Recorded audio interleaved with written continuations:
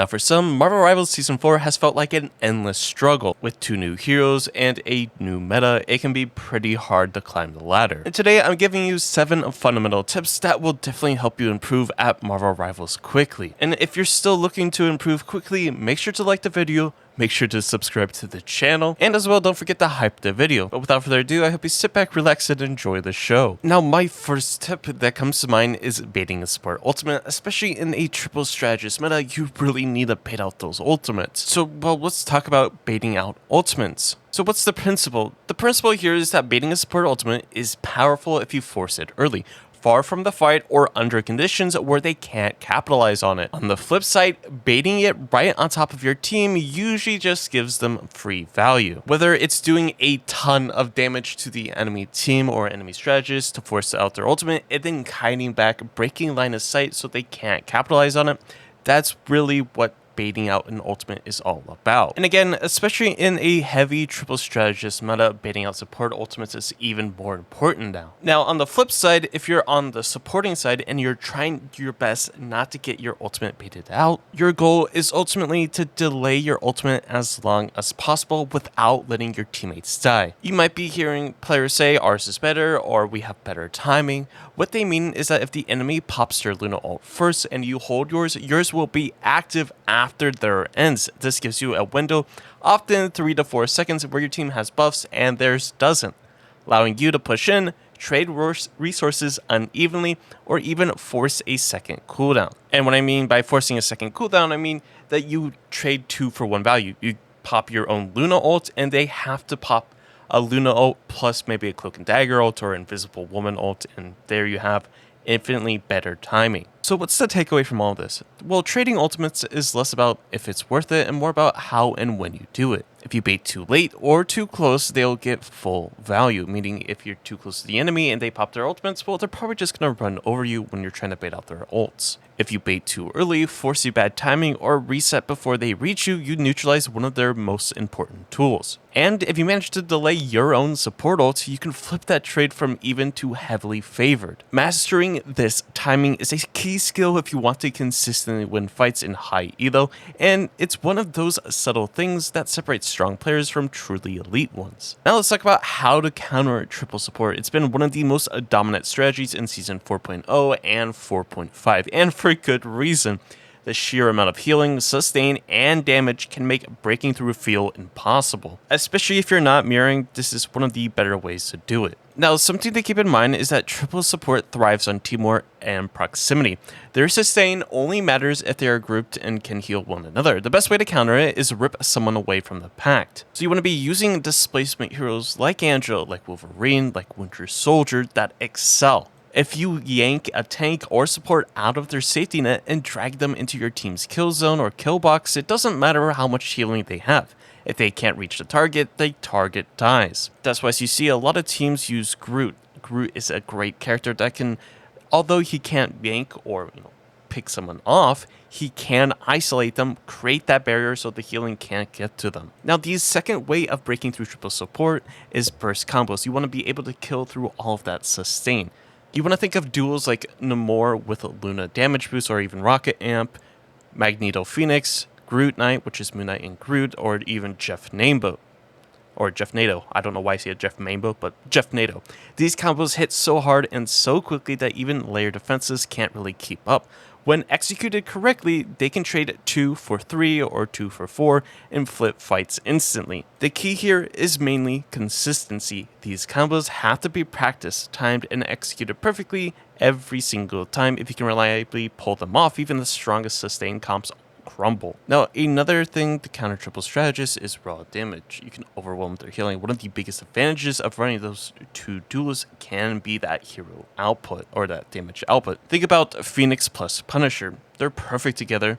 They can absolutely melt tanks that stray even slightly out of position, but you do have to be aware that you need to focus fire targets down, otherwise the strategy won't really work because they have a ton of sustain. So basically, what does all of this actually mean? Well, when you're trying to deal with triple strategists, no single tool is enough on its own. You need multiple layers.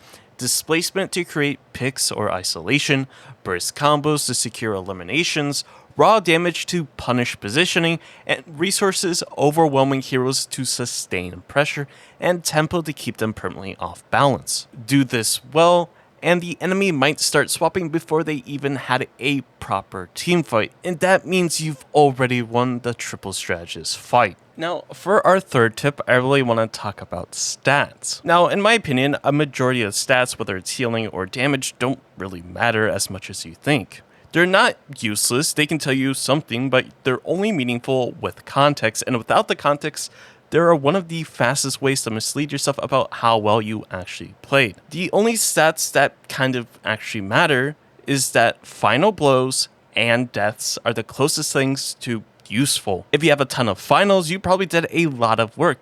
If you kept your deaths low, you probably played well. But even those can lie to you. A tank might have low finals but still created massive space for their team. A support might have no kills at all but denied every dive by marking the enemy DPS. A sniper like Hela, Phoenix, or even Black Widow might have 0 deaths, but only because they played so safe they barely contributed. Stats can't tell you the story.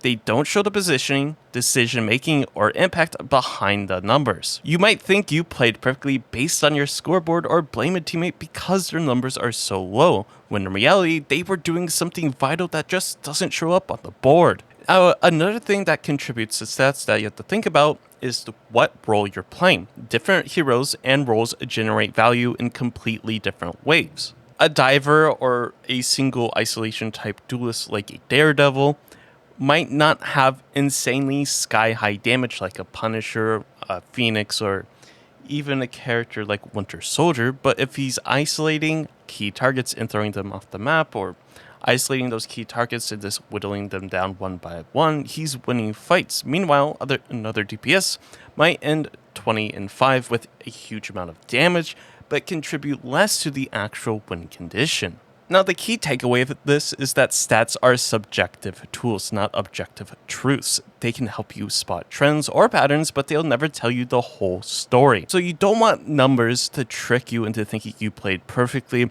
or that someone else played poorly, without understanding the context behind them. Because at the end of the day, the scoreboard doesn't measure space created, dives denied, fights stalled, or tempo controlled, and those things win games just as much, if not more, than raw numbers overall. Now for our next tip, positioning fundamentals win games. One of the most important skills for climbing Marvel Rivals, especially in Season 4.5, or Season 4 as a whole, is positioning. Now, I talk about this all the time, and I have a full in-depth guides for both general positioning and Vanguard positioning.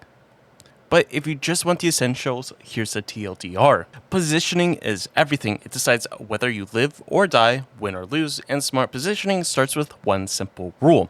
Always play around solid, indestructible cover. Walls, pillars, and unbreakable terrain, these are your best friends. They let you break line of sight, dodge key abilities, and instantly disengage when things go south. If you're not sure whether it's breakable or not, you can hold B on mouse and keyboard to highlight destructible objects. Not 100% sure of what the controller equivalent is, it's likely a D-pad button or something like that. So why exactly is positioning so important? Well, if you are near cover and the enemy engages, you can instantly retreat or reset, back off, heal, stall for cooldowns, or bait them into overextending. You want to think of cover as a free extra ability, one that buys you time to reload, heal, regroup, or punish greedy enemies. These positioning plays can make the difference between you winning a fight and losing a fight, you being picked early and not picked early. Another thing that I see a lot of people forget about is that counters are real and you want to adapt or lose. Now, some players still pretend counters don't exist. Others think every hero is always viable, no matter the situation. But here's the hard truth. There are absolutely lopsided matchups in Marvel Rivals. Ignoring them is one of the fastest ways to lose games you could have won. If you refuse to swap or change how you play when you're getting stumped, that's just a losing mentality. Sure, in low ranks, raw mechanics can carry, and yes, one-tricking a hero can work if you're skilled enough, but the reality is simple. There are games you could have won if you just had adapted. That might mean changing heroes, adjusting your positioning, or altering your cooldown usage. And honestly, sometimes one hero swap is the difference between a frustrating loss and a clean win. Adapt or lose, that's the game right now. Now, another tip that I've been preaching since the dawn of this game is VOD reviewing, and it's honestly a super underrated feature that a lot of people just don't take advantage of. Now, there is a lot of things to do while you're self-reviewing, and I have a full video of how to actually self-review and what to be looking out for. But self-reviewing is an extremely useful thing to do. It allows you to see mistakes, adjust those mistakes to minimize deaths, fix your positioning, and do a lot of the micro and macro stuff you're really struggling with. It's one of the most underrated tools and something that you should easily abuse. It's one of the fastest ways to rank up in this game. Trust me, you learn so much from VOD reviewing. Now, my 7th and final tip is talking about win conditions. What are win conditions?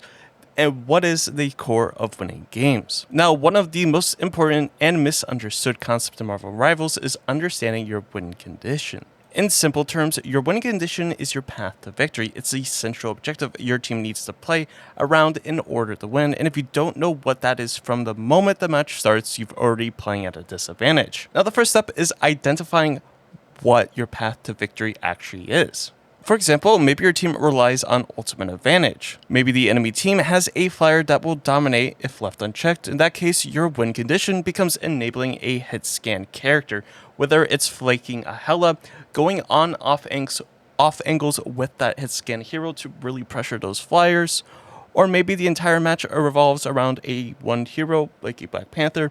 If he dives in and dies instantly every fight, you are favored. If he consistently kills 2 players, you are doomed. But the point is, your path to victory might be ultimates, neutral control, or countering a key hero, or something else entirely. But you must define it clearly before you can play toward it. Now, once you understand your win condition, every decision, positioning, ult usage, even your hero swaps should reinforce it.